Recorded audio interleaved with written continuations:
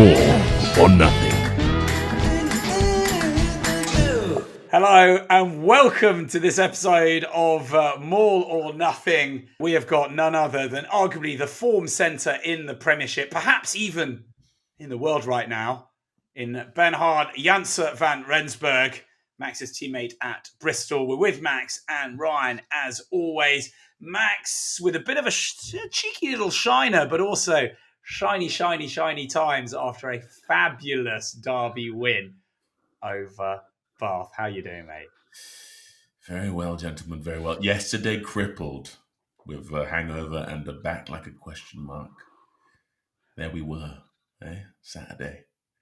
5 minutes past the third hour, and we were playing Bath at the Wreck, nestled in the intimate heart of the city, framed with Georgian architecture and Bath stone. Man, it was a glorious game, lads. I'm so happy about it. Great weekend had, all in all. It was a tasty game. It was very tasty. It got intimate in the best kind of way. Grisly, bestial, confrontational, all the great things a growing man needs. What else do you want to know? I'm intrigued to know what the boys treat you like, because you've got a couple of really good mates in that Bath team as well, and there's obviously blokes that we've done podcasts with. What are they like with you? Are they giving you much? Because I don't think you would bite back. That's the thing. But are they giving you much shit? Like, no, there wasn't too much sledging. It was. Oh, you were dominating. That's why the first. Yeah, I know. First half. It's hard to give it too much when you're down 3-4 scores and however many it was. But Yulsey was pretty quiet. Me and Benno were head to head. That was a tough contest. Always is. He's very, very adept scrummager. Tough game. Tough contest there. But we managed to sort of get some decent parity. We knew that was going to be a massive threat. I think if we could take away some of that sort of their set piece dominance, which they thrive on, especially at scrum time, we had a good chance of getting the boys on the front foot. Yeah, no, I'm not Pat Lam. I don't need you to tell me how to get. I want to know whether anyone's giving you a bit of jip. Like, Dunny gave me some little bit. Oh, did he? Yeah, because I got a scrum penalty for sort of going a bit on the angle. And then the next scrum, he's like, Christoph Ridley's come up and he's been like, so I need to go back to square, because to be fair, most of the scrums are pretty square. And he was like, I need to go back to square. And then I just Freudian slipped and be like, sorry, sir. Yeah, of course, I'll sort that back out. And then Danny's like, what are you saying sorry for? That sort of stuff. It was great. Oh, okay. And then do you reckon he might have spiked you on the night out after? Yeah. I spoke to Max in the morning and it made me feel quite happy. I felt very, very happy. I was phoning for like cooking tips because he had made me cook this Caribbean oxtail stew thing. And I didn't know what to do with the leftovers that had all gone all like gelatin in. He's got the worst hangover of his life. Lauren's telling him to go and look at the destruction that's happened in his toilet. and he's like, just walking around the house, just like, what do you want? And I'm like, what do I do with the rest of the oxtail? I'm just debriefing him. I'm just like, oh, Lord. Incredible. That's good. Hey, it's good for the soul. You've got to celebrate the big ones. It was a massive win. You've knocked Bath. You're the first team to beat them this season, aren't you? So you've knocked them off their perch there. Finn the Muscle Russell, much chat? Yeah, mate, he was great chat. Yeah, had a good, decent chinwag with him. I was talking about you and your lovely family, etc. But yeah, mate, it was great. It was great chatting to him. Good to catch up. He's a good boy. He seems really well. He's a good boy. Very well. Yeah. You would be if you had £1 million, yeah. Why would you? I've tried to get in there before you would bring up the cash. I was just like, this is a long time before he hasn't brought up Finn's salary. We'll do more on Bath when Bernhard joins us afterwards. But how was your week, Ryan? God, what did I do? I went to Cardiff. You know what? I've been bloody responsible. I have been really responsible. I went to Cardiff on Friday. Yeah, Friday. And I didn't stay. I text Nico and I thought, do you know what? I could just message him after the game, go for a few pints. But we know what that leads to. So I was straight back to Bristol. I got back at like 1 a.m. and then I was straight back up. And it was another wholesome weekend, Max. It was Where was I? Oh, I was in town. Bex did a 5K thing for Pure Sport. I was at Jackson's Rugby. Yeah, another good weekend. Things are going to start getting pretty busy soon with the rugby. So, no, just a pretty chill one, boys. Nothing major to report back, actually. It's been a quiet week. Unless you boys know something. I feel like you know. No. That's lovely. I'm starting to panic. Just surprised somewhat by your... Oh, hold on a minute. What? How did we even forget? How was your weekend, Mark? Fine. All good. What? Sorry? Sorry? Where have you been? I was on a stag do in Phuket. Oh, really? Tried to forget to mention that one, did you? Oh. Down the Bangla Road, were we? Woof. The Bangla Road. For those who haven't been there, probably don't go there and don't look it up. And those who've been there know it is. There. If you get a chance, you go there once. Yeah. Interesting. So, how long were you in Thailand for, Mark? 2 nights. Hey, some of those guys were there for like 6 nights. They got a boat. They had a boat. I didn't actually even go. I didn't go on the boat. We're not your missus. We're not your missus. I didn't. Stop, I got 2 nights on the first night. Didn't make it on the boat, which was effectively like the hooky monster hangout. So I was like, yeah, man. My brother and I and our other mate were like, probably we'll be all right.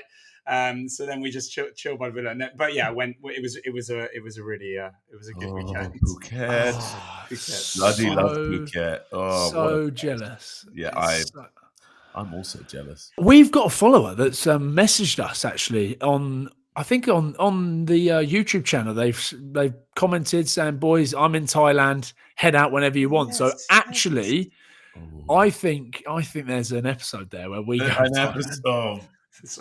No, I'm good. He's there. Eating contest. We could go and do a larb eating contest, do some Thai boxing, and then do a podcast. 4 days in Thailand. I reckon max it'll cost us £1,000 to get there and back. That sounds so. Who wants to sponsor us to get out there? There we go. Sponsored by Singer Beer. Oh my God, perfect. Well, we are delighted to be joined by Bristol's star centre, Benhard Janse van Rensburg. Bernhard, off the back of another amazing display. How are we?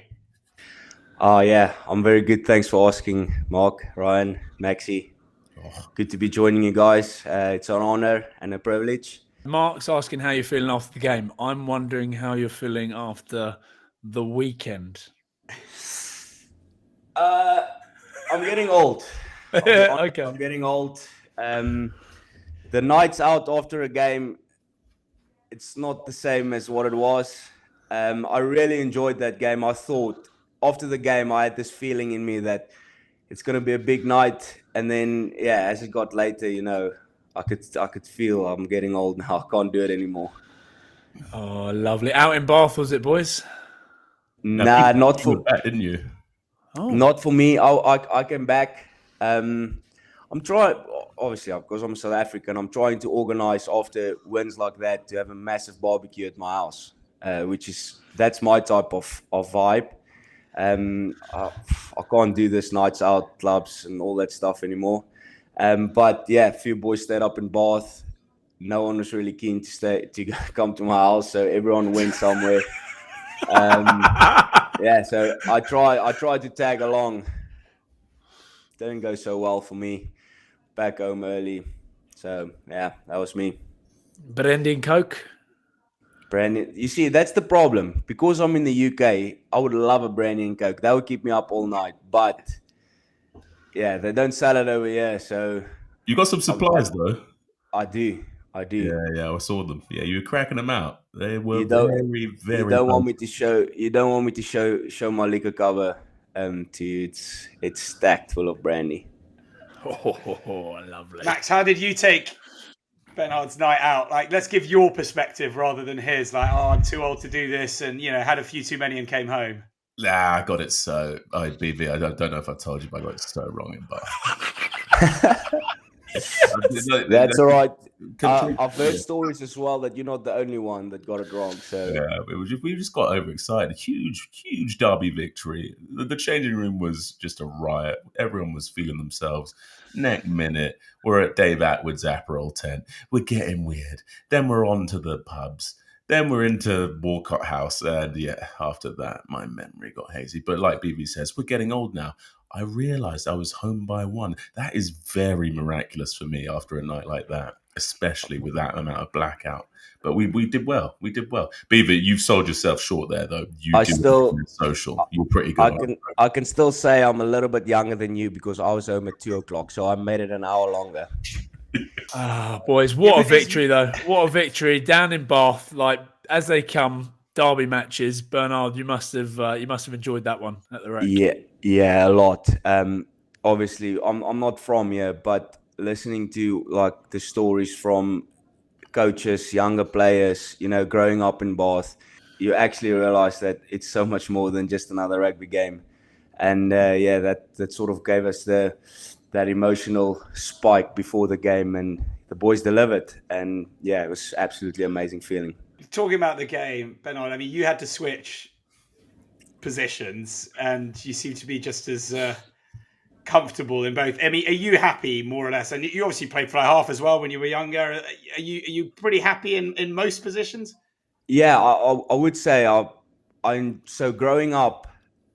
Before I moved to centre for the first time, I used to play for the Cheetahs, where I would start in the centre, but I'll always be backup fly-off. So the coach would never pick another fly-off on the bench, and I would always move to fly-off, and that was amazing for me. I actually loved it. Yeah, I always had this mindset where wherever the team needs me, I'll play, as long as it's not in the front row or on the wing.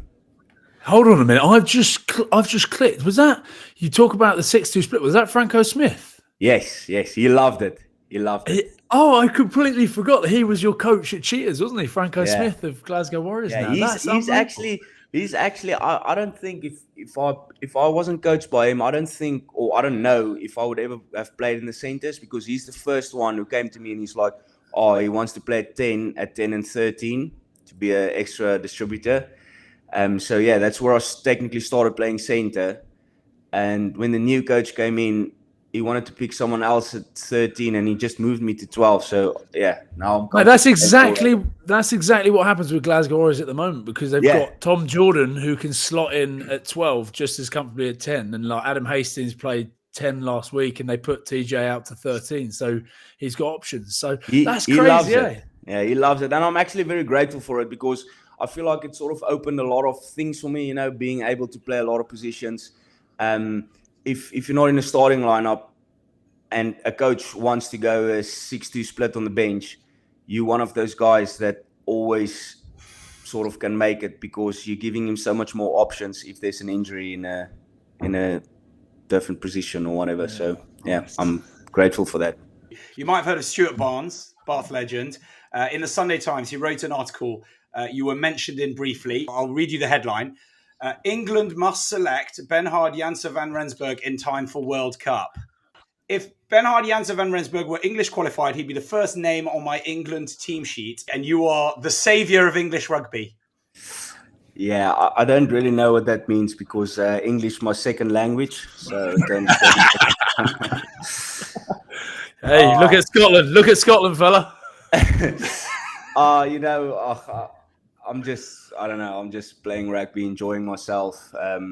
Whatever happens.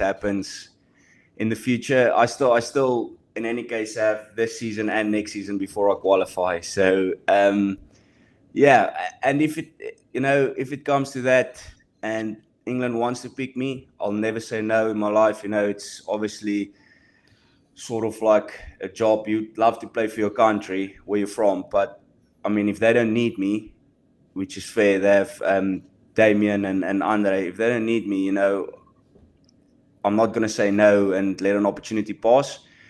But there's still a lot of things that needs to happen, so I'm just enjoying my rugby at the moment and doing my best. Plus, if you think about it, right, the match fees, I know they've dropped to £18,000. That's a lot of rand, my friend. A lot A of lot of rand. bread, you know. A lot You of could cook land a I lot can of buy bread. back home. Yeah, a lot of land, a lot of biltong, a lot of God fucking save the davos. king, y'all. God save the king, eh? Bernhard, let's give you a really annoyingly difficult question. Would you rather 5 Springbok caps or 50 England caps? Oh, that's a good one. It is a really good question. It depends. If the Springbok call up comes before the England, I would never say no. But if the England one's first, I mean, I'm gonna say yes to that. So it depends which one comes first. If you could look back at your career when you're finished, surely you're going for the Springbok caps, aren't you? If I don't play for England or Springboks and I look back at my career, I would still see it as a success, and be happy about it. So, but you are right.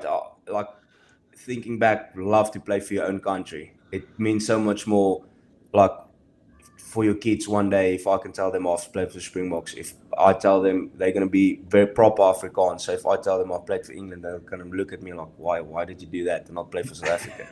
And I have to explain, it wasn't good enough to make it in the South African team.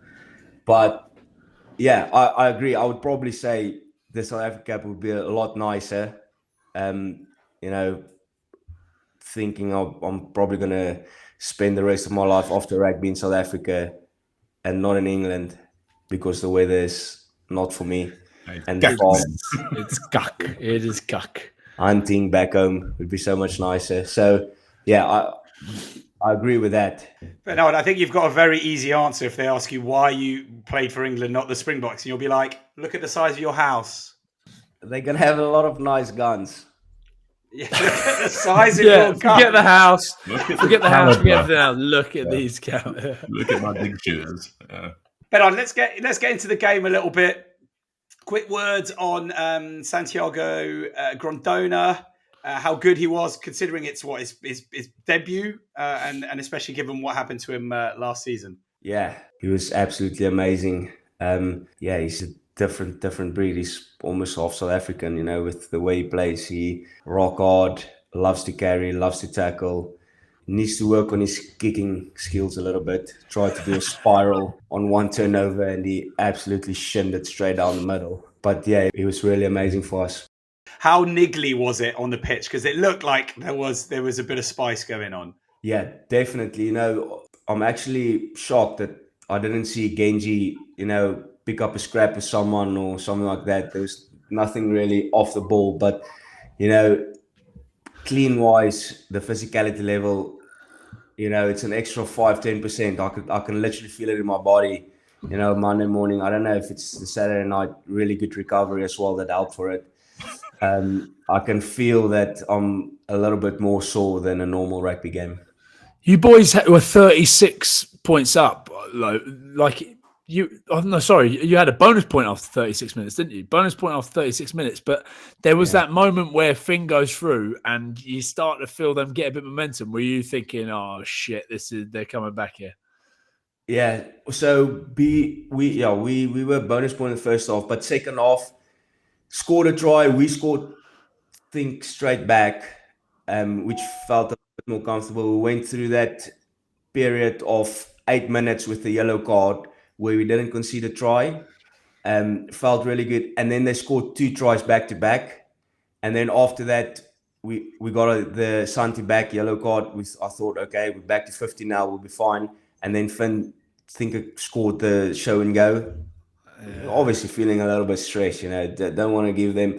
You still have that 10-point buffer, they have to score twice. So there's maybe still a little bit, but in the back of your head, you're don't want to make this a 1-score game, Just try and keep it a 2-score game, 1-score game. And yeah, fair play to the boys. Even after the time was done and we had the 10-point advantage, we still tried to keep them out and not let them get the second bonus point, which was good. Nice. Max, how did it feel for you? You did your job, and when you came off, you were literally like, yeah, we're kind of winning easy here. Were you whatever happens now, do not care? kind of like when you're on the bench, it's just like you saw Bath come back a little. You're like, you haven't got any control of the situation now. You're just sitting there watching the boys fight away, and you just get a little anxious because Bath have plenty of firepower. If they get it right, they can score a few quick ones. But yeah, man, it was awesome. It was bloody awesome coming off the field. I was so stoked. It was brilliant, mate. Hold on, have you seen this guy's record? This guy's record going back to Bath. He's like, what is it, 7 out of 8? You've only lost one, haven't you? I only lost that last one last year when we went this way, and Nolly Lawrence went on a rampage. Well. Yeah, exactly, tight one as well.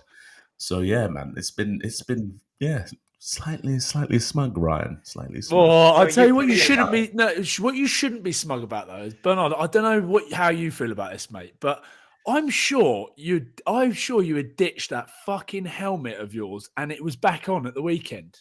No, I've got the helmet is. How good's the helmet? No, Eva loves the helmet. It's not okay. Bernhard, Billy, talk to me. What about the helmet? Technology, lads. I look fetching. I look like an Uruk-hai berserker of Helm's Deep. You might as well not have a mullet. That's like BV growing that and then just covering it up. I am sad about covering up the mullet. I won't lie to you. The mullet does deserve its majesty, but unfortunately, I'm just you gotta just. Beaver, what are you saying to the head guard, mate? He since I've joined Bristol, he said to me, "Oh, I want to grow a mullet like yours. I want to do that." I was like, what are we? Almost 2 years now? Nothing. I cut too much off it. I'm so annoyed about it, Beaver. I cut It's too weak growth. Every time he starts it, comes after he cuts his mullet, he's like, "Oh yeah, look at this," and then I know. The barber got frenzied. You know when they get a little bit too much. Like, I just want to tidy up. Next minute, I was like, "Oh no, you've hurt my Davy Crockett hat. There was too much cut off the raccoon tail." It's pretty sad, but don't worry, Beaver. We've got time. Beaver, tell me, how long have you been growing that for? Because it is a thing of beauty, mate. I've grown this is probably a year and a half, year and a bit. So I had the mullet at Irish, and then after one season, I thought before I go back home, I'll ask the guy, "Can you just take a little bit off at the back, like the edges, just to sort of." The points, split points or something like that. I don't know exactly what they call it. Split ends, darling. Split ends. Just to get those off. And that guy, he cut he just literally went with the scissors like this. So it was no good. My hair from the top was down to here. But as soon as I do this, my hair at the bottom was this long. So I had to start all over. And this is me now. A year and a half, I would say. But it's the business at the front and then the party at the back. That's what makes it properly special. Party with 2 R's at the back. You're obviously a big person in the Mullet Society gang. Like I know he's reached out quite a few times. This bloke, he wants Max to keep pushing on. But have you heard of the Mullet Society? I'm guessing you've come across them. I've seen it. I don't know exactly who does it, but I've seen myself feature on their page a few times. I'll try and throw you a few up here, right? Okay. We were talking about it earlier, and we were saying, who has the best mullet now? Josh Mackay at Glasgow, his is pretty special. Yeah, very neat on the sides, keeping it really, really short, and then But do you know what? You boys going hunting together. I can see it. He loves a bit of hunting. Proper Kiwi bloke, loves shooting things. There's another Glasgow player in the running here, mate. This is pretty special. Finn Richardson, that is next level, isn't it? Yeah, that's long. That has to be a 2.5 year mullet. Just like an expert tree surgeon, just kind of counting the rings. That's properly long. There's Andrew Porter, the Irish front rower. Let's not forget Matera. Have you seen Matera's recently? Yeah, he's when he was younger, he had a really rough mullet, which actually looked nice.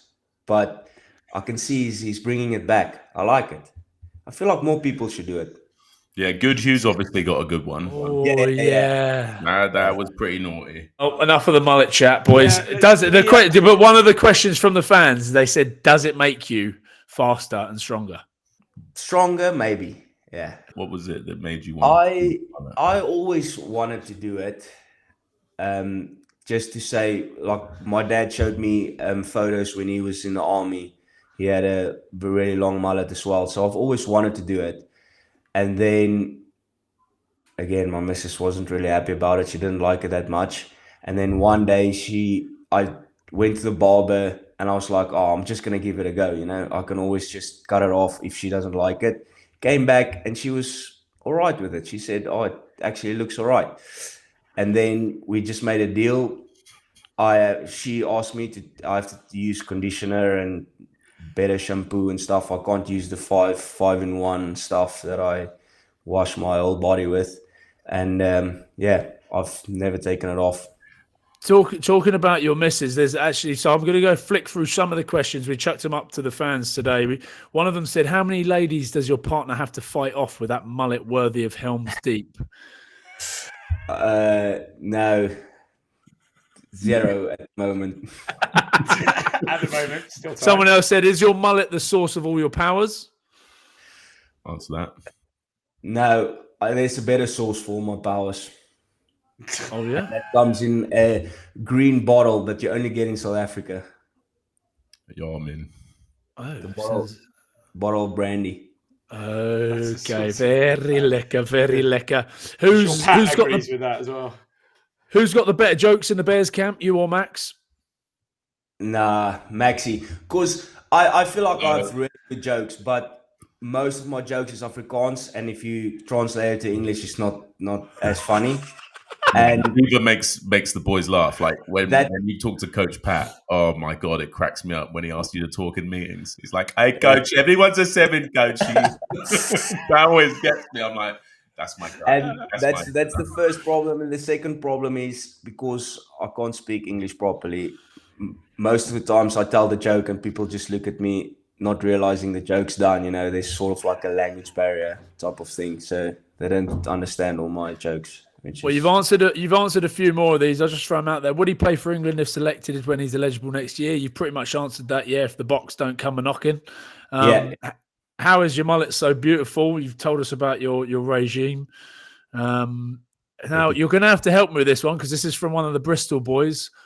What are you if you aren't the Cardinal? I don't know if I can say that. That's Fitz Harding. Yeah, drop that one in there. So, Fitzy. But Fitzy, you're not a Cardinal, so you know what you are. You know what you are. He's not a Cardinal. Right. Last question. You've been incredible at Bristol. How have you found it, and what helped you settle in so quickly at Bristol Bears? Yeah, it's been amazing. Since I joined, obviously, the timing of me joining was not the best, like the circumstances. But it's been lovely. I've enjoyed it a lot more than London. London's way too busy for me, especially being from the farm as well. It took me an hour every day to get to training, to drive 6 miles. So just living 5 minutes around the corner, sort of training in the woods with all the trees around, I don't know, it just gives me so much more energy. The town's really good, you know, all the support and the love towards the Bristol Bears players is been amazing. So and I don't know, I just feel like all the boys just made it so easy to sort of slot in from the start. You know, everyone made me feel really welcome. Everyone's friendly, everyone's nice. The only thing that made me scared when I joined was Maxi's Arnold Schwarzenegger voice. The only thing that made me a little bit scared, just a little bit. I just try and make all the new guys feel welcome at ASAP, you know, just get them involved right away. Billy Matt's not liking it. Here's your way a little bit, just a little bit. Yeah. Max, can you, because you've waxed lyrical, let's be honest, about Bernhard. What makes him so special as a rugby player? Oh, God. All jokes aside, Beaver, right, is one of those guys who plays like a mustard, like a honey badger, like desperate to win all confrontations on the field. But on top of that, he tempers it with a very handy skill set, like real finesse. He's not just about the grunt and the desperate violence. He's also got some touches of skill that are quite sublime. hands like King Midas. Oh, thanks, Maxi. And then as a person, though, yeah, just a brilliant man. Lives hard, loves life. He's an everyman, very grounded individual. And I think he brings the best out of the other boys in the squad as well. He is genuinely a very genial human, truly gregarious. Oh, beautiful. It's beautiful. And I just want to make sure that people understand, because I love a nickname, but Beaver has got nothing to do with anything else. It's not what's going on downstairs. It's just because your initials, right? Yeah, listen, I've had a lot of nicknames because people can't say Benhard properly. So I've been called Ben, Benny, Beaver, Justin, because Justin Beaver. I've been So called good. I've been called Bevs. You know that beavers are renowned for defending their territory. Like that's so you could use that. You could say like you know if someone tries to encroach your territory, beavers are renowned for being vicious when you get near their territory. There you are. Very happy with my nickname. You know, they can call me whatever they want. Just know they're getting something back. That's all I'm saying. It's a beautiful thing. Bernhard, what's Max been like to as a colleague and a teammate over the last couple of years? Yeah, Maximus. Oh, I love it. I love his inspirational videos. You know that he in his downtime giving wise words to the young community. His sumo wrestling moves with the rope he does before every session.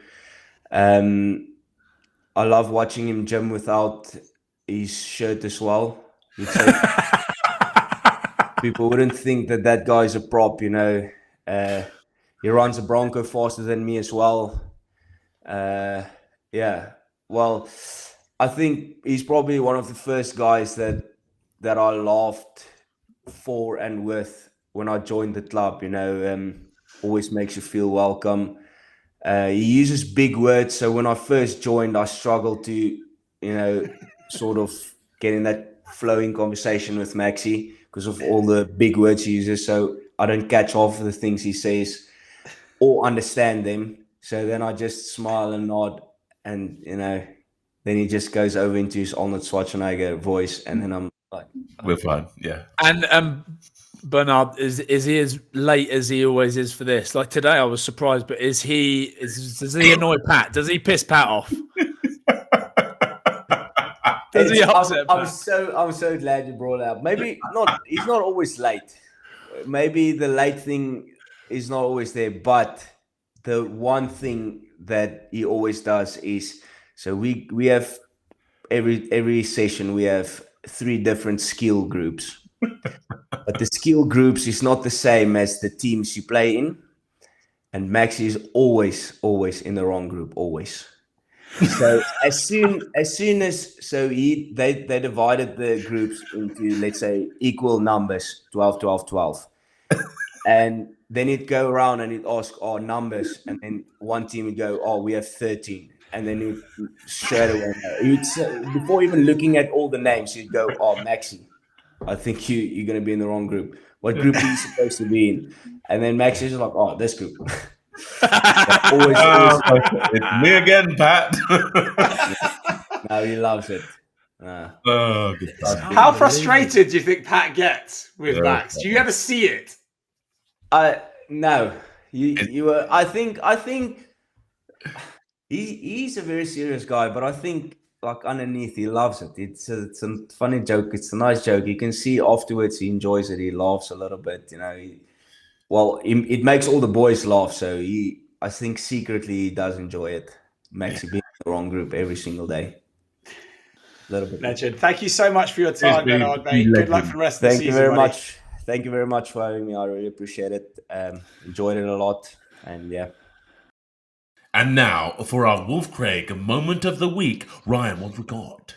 Maxi, it comes from the URC. Munster, I think, might have got the fastest try in URC history. I reckon it's under 10 seconds. Shay McCarthy, straight off the kickoff. It's gone up. It's slotted straight into his hands, the bouncing ball, and he's gone straight over the try line. So that, for me, WOLFCRAIG moment of the week, easily. Fastest try ever. We have no editorial guidelines. We edit ourselves, so we are saying it's the fastest try of all time of any type of rugby league or union. There's my olive branch to you, Munster.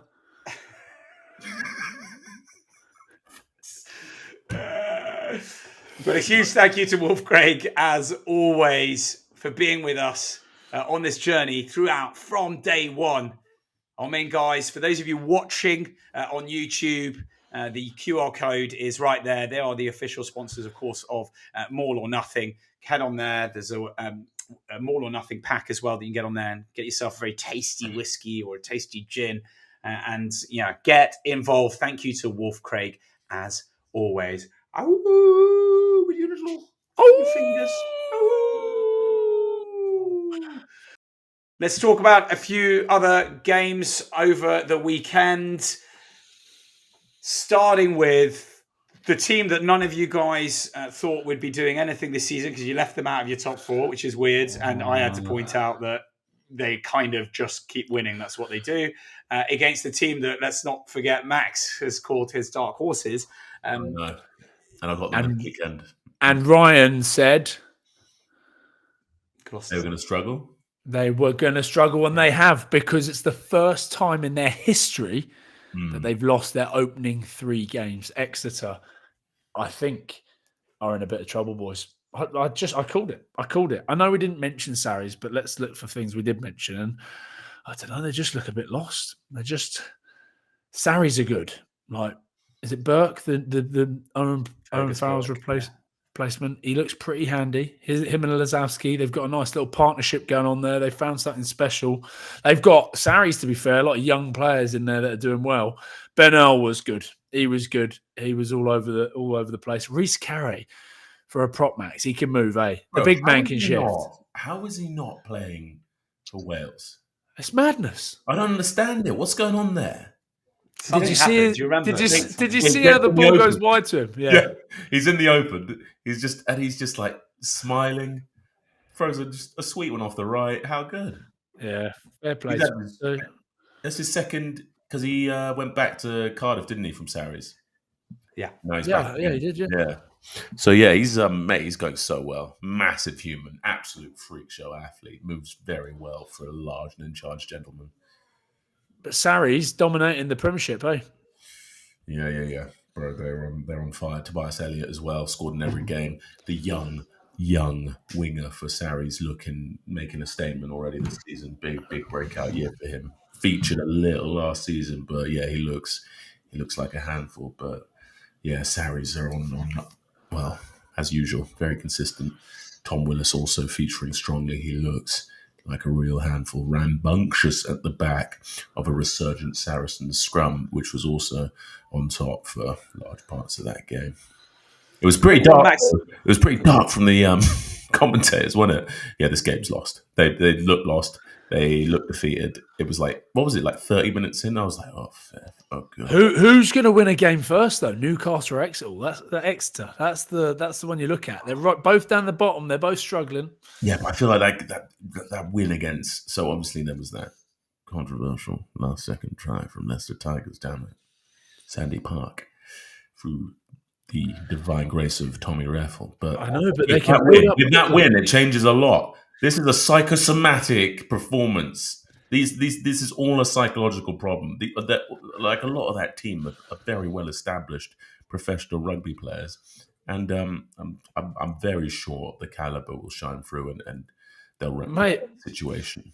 Records have been broken already this season. Let's see how they go. Anyway, let's move on. Quins versus Northampton. Great game, back and forth.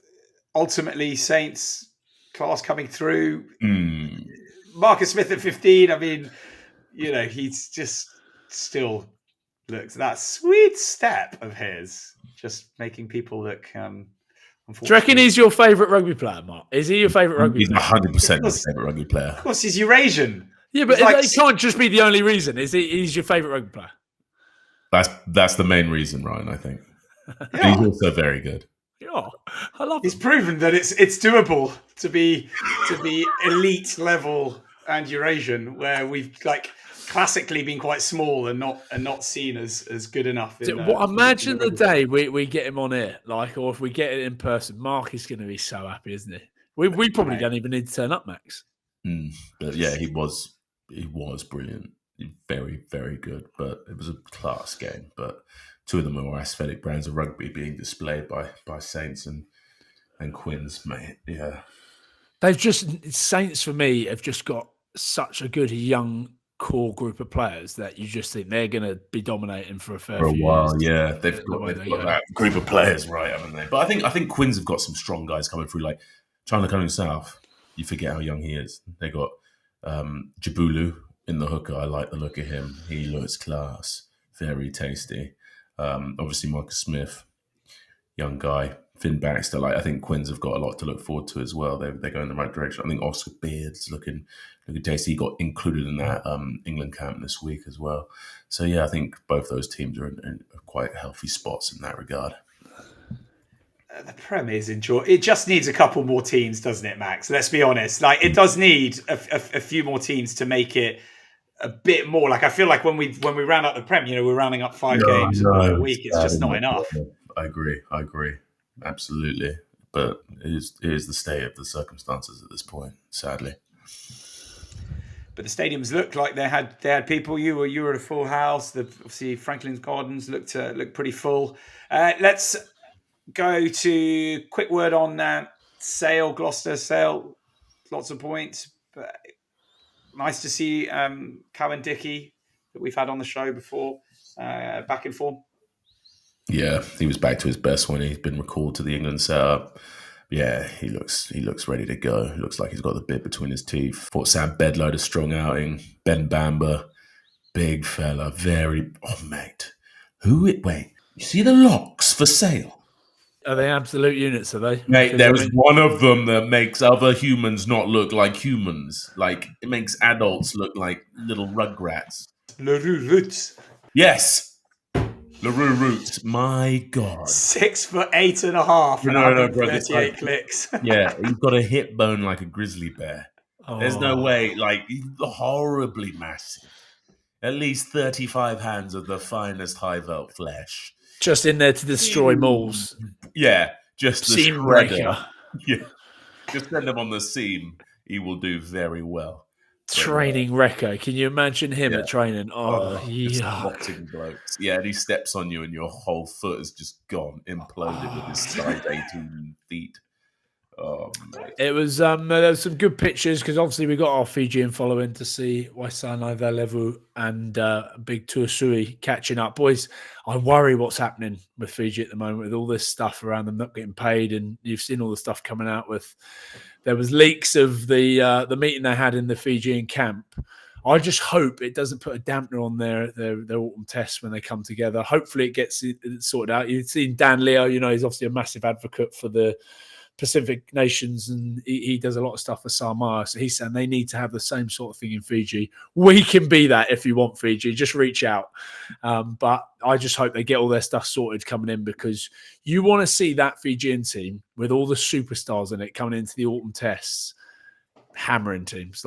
It's going to be exciting. They've got Wales, they've got Scotland first up at Murrayfield. It does excite me, and I think they can do some special teams. So.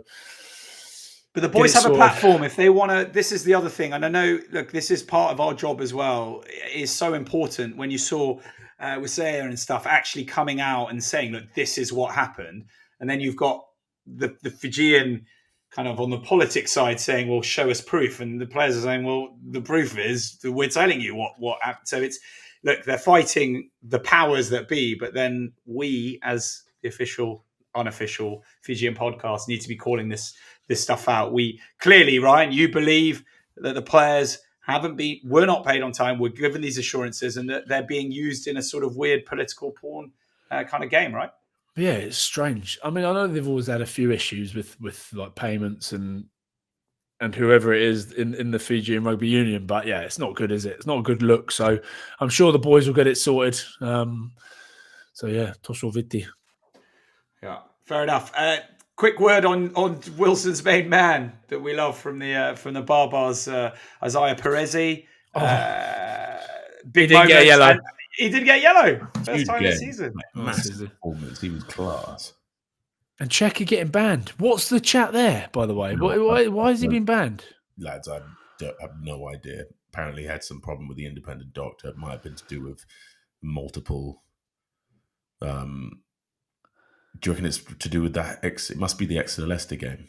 I don't know, but because by the sounds of it, they are. It was the panel that they're not happy with. Leicester saying they're not happy with the panel that was put together for it. It is difficult, isn't it? Because I was speaking to some of the boys in the week. Do you boys wear these new gumshields, Max? The IMGs, yeah. Do you all have to wear them, or pretty much have to wear them? Yeah. So we don't have to wear them. Basically, you have to wear them if you want to be available for the HIA. And otherwise, matchday doctors can pull you off if they see any sort of thing, and there's and you haven't got the gum shield, and they don't even need to worry about it. So just explain it for the people that are listening and watching, because it is a big thing, isn't it? Because by all accounts, they're pretty big. I used to hate gum shields, so I'd get the smallest one possible. Yeah, so the IMG is essentially, there's a computer attached to the mouthguard that measures force, rotational and accelerational events within a game. So if it hits a certain threshold, it'll alert a device that's being held by a doctor on the sideline, and it will say it's hit that threshold. Now you have to take him off and to review his cognitive health. That's essentially what it is. You need to wear them, and if you're not wearing them and the independent doctor sees you struggling, sort of anything that looks like a concussive or brain injury, they just pull you off. They'll pull you straight away, and there's no, you're not available for a HIA. Oh, so as in you're pulled off and you don't come back on? No, you never come back on. Whereas that's it. Done. You can enter the But are they? Have you found that they're too sensitive, the gum shields? That if you wear them, is that also an issue? So you're sort of caught between a rock and a hard place. I've not had that problem, but I have seen it. I've seen boys come off and they're like, "What?" And they're saying, "Oh, we picked up a reading on your gum shield," and there's been nothing. It has happened. So yeah, there are moments, or there's some players that got picked up and they're like, "Oh, you definitely had a weird reading on your thing," and they're like, "Well, I never had anything in the game." So. Technology, I get it. I hate technology, but if they're trying to make the game safer, but you've just got to make sure you get the balance right. I reckon it might have something to do with that. I'm just speculating here, so maybe not. But yeah, I just thought it was quite interesting because I didn't actually know the full ins and outs of it. So there you have it. You've been in front of a panel, right? At some point in your playing career. Have you ever been worried about the lineup? Because that is essentially the issue that Leicester have about who the panel was. Do you know what? That's a funny question, that, because I had to do one down at Heathrow, and you fly down to Heathrow to do your hearing, and the bloke that was on the panel had a Batman mug in his hand, and apparently someone knew him.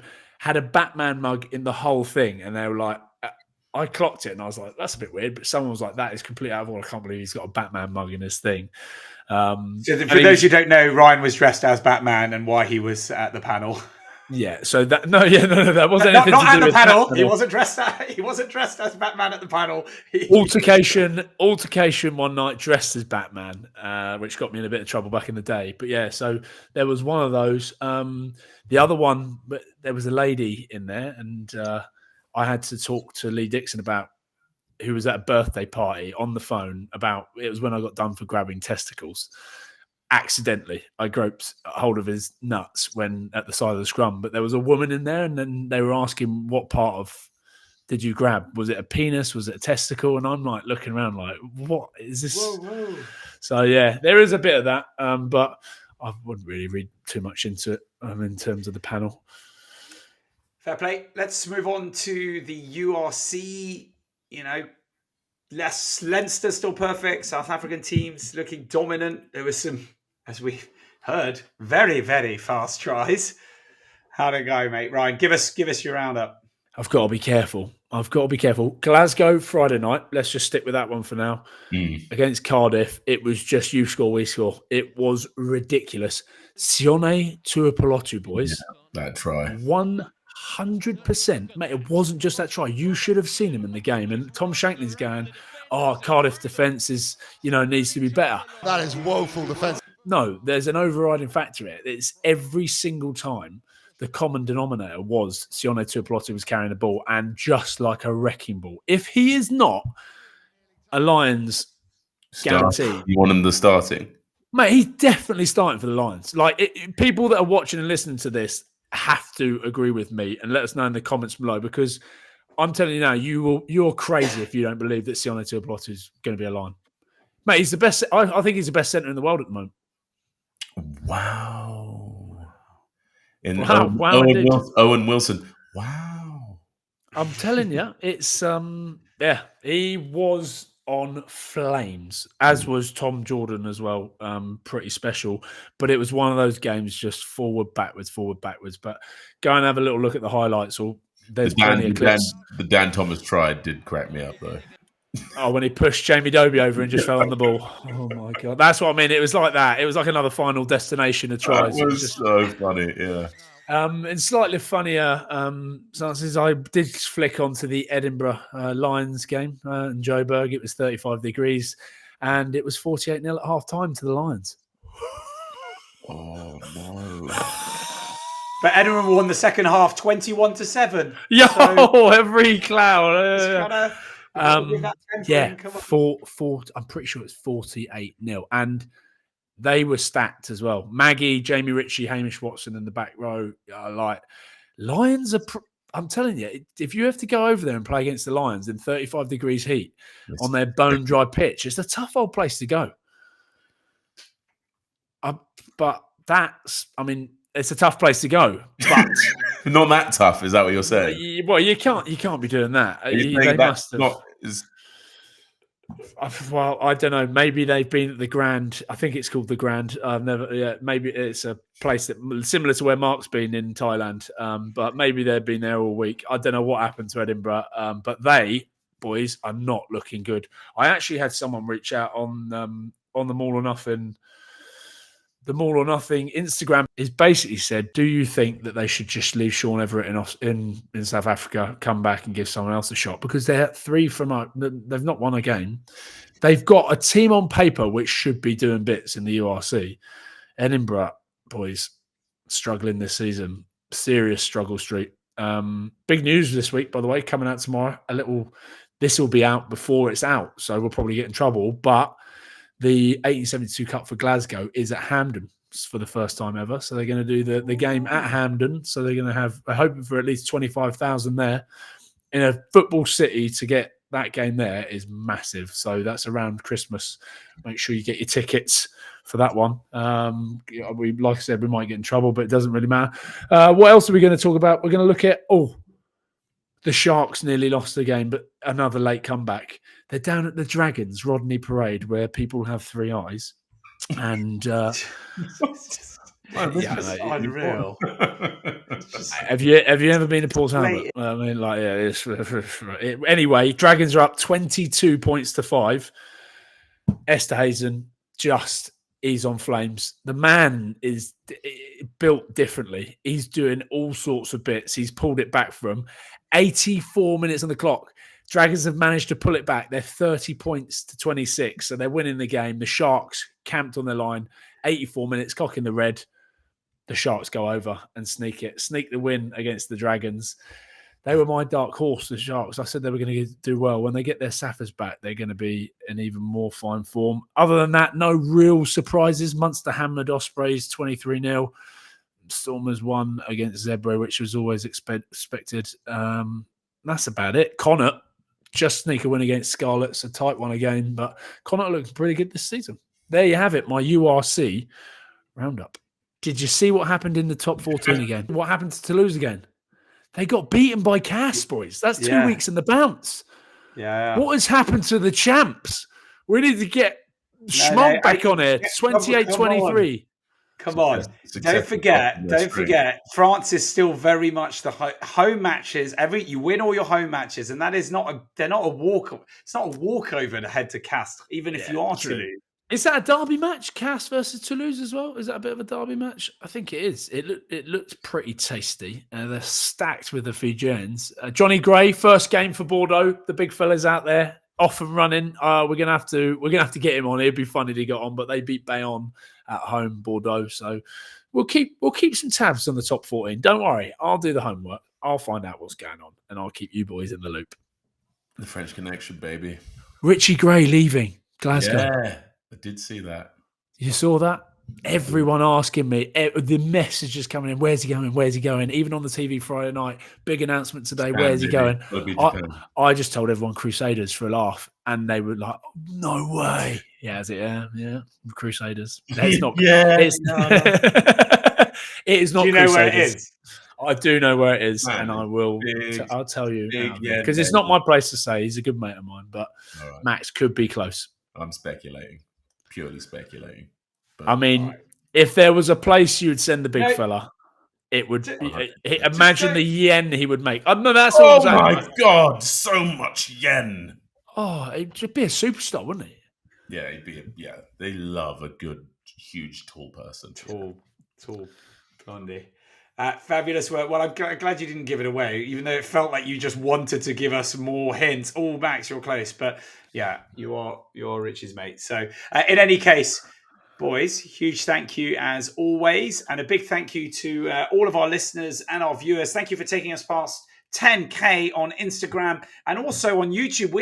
We're arriving at that number. I think we've grown. We've had almost 1,000 a week since the start of the season now. So we're really going up on there.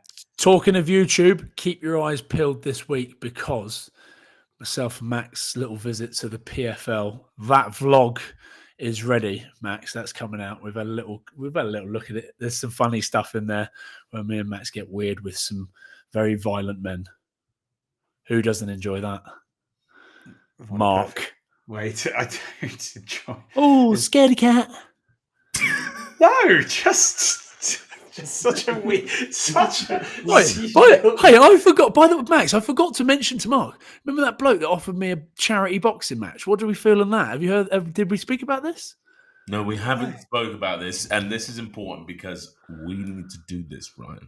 Ryan, you need to do this. This is your call for the bank pod, balance. and then me and Mark can corner you. It'll be brilliant. Let's do it. Oh my goodness, that would actually, I would love that. As long as you can win. I don't really want to sit there. Ryan could definitely win. Ryan's a savage. He's got horrible hands, but he's also a little bit not even a little bit. He's very tapped. But can you box with a mangle with a Jeremy Beadle hand like he's got? No, who knows? You'll strap him up. They just strap the life out of his hand. But can you imagine me coming back to the corner and after being battered, and I've got Max there going, like loving it, like pouring. I can imagine like beef fat like taro, like the ice irons on your face, just like Mark's got the Vaseline and putting it in the wrong place. He's going foot massage. And Mark's like, it's okay, you don't have to do this. It's fine, you don't have to do this. I'm like, just the loss. Take the loss, boys. Wait, and I'm calling it, guys. He's done. Let me know. Let us know below who you think I should fight, because there's been talks of Peter Armani. If you could fight someone, who would you fight? You want to fight Peter Armani? No. I'm not saying I want to fight. But Peter Armani. I've had lots of people messaging saying it should be that, because a couple of boys heard about it at rugby and they were laughing their heads off, and they were like, "Why not?" Simon Zebo could be funny. I reckon we're in the same weight class. That would be good crack. That would be good crack. But wouldn't you guys just? You're mates, and you're just like smashing each other up. It's just weird. No, yeah, but that's rugby. That's rugby, Mark. Right. Would you beat up? Do you reckon you take him? I reckon, like, the Pom would have you. The Pom? No, Peter Armani. Peter Armani. Nah, I'll be all right. I'll be fine. I'll just get in his length. Would you just sit behind the jab, throw a couple of rights in I'll there? just be like, mate, I'm going to ruin your fucking daffodils or whatever you planted in your garden this week. Just still shit talking. I'm going to dig holes on your perfectly immaculate lawn. I've got somebody waiting there, and if you knock me out, that's what they're going to do. The fucking grass gets it. The grass gets it. The grass gets it, and I'm just sat there in a balaclava in his house. I got a load of dog's piss ready to pour all over it. But yeah, anyway, that could be something funny. But keep your eyes peeled for the PFL stuff. It was great fun, and I think that should be going out around Thursday. So keep your eyes peeled on the YouTube channel. Fabulous. And those who haven't, do subscribe because there's loads of bonus bits coming out. The boys have been filming some stuff themselves. There's a lot of fun on there. So do make sure you subscribe to our YouTube channel at Maul or Nothing, because it's just going to bring more enjoyment into your lives. And that's what we want. In any case, huge thank you, Ryan, Max, Bernhard as well. What a legend that boy is. And to all of you, we love you. See you next week. More or nothing.